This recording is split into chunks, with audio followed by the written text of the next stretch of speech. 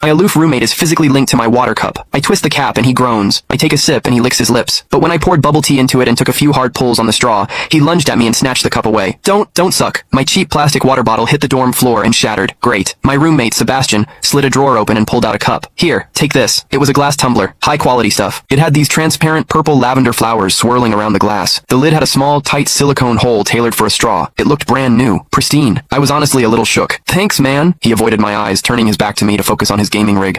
I carefully twisted the lid open. Immediately, a suppressed, low groan came from Sebastian's direction. I poured some warm water in and took a sip. Sebastian sucked in a sharp, jagged breath. His hand on the mechanical keyboard trembled, his fingers slipping off the keys. He licked his lips, looking like he was enduring some kind of torture or intense pleasure. His lips were thin, the Cupid's bow sharp like a knife. Looking at them made me want to bite them. Yeah, okay, I admit it. I'm into Sebastian. I swear to God, before I met him, I was the straightest guy in the state. After high school, my only plan was to get to college and bang a hot, bubbly cheerleader. But the moment I walked into this dorm and saw Sebastian, that plan went out the window. 4 years of college and he's the only one I want to mess around with. But I couldn't tell him. No way. I was terrified that if I spilled my guts, we wouldn't even be friends anymore. Because Sebastian is straight. Like, painfully straight. Only 2 weeks ago, he turned down a senior, a varsity swimmer, total stud, who asked him out. After that, Sebastian came back to the room and sat at his desk with a face like thunder for hours. The guy must be a raging homophobe. Maybe it was because the cup was a gift from my crush, but that warm water tasted sweeter than usual. It had a weirdly good aftertaste. I grabbed a straw from my desk and shoved it deep into the hole on the lid. The second I did, a strangled moan ripped out of Sebastian's throat. He bolted up and sprinted into the bathroom. Weird. We were just gaming. Why the hell did he suddenly need a shower?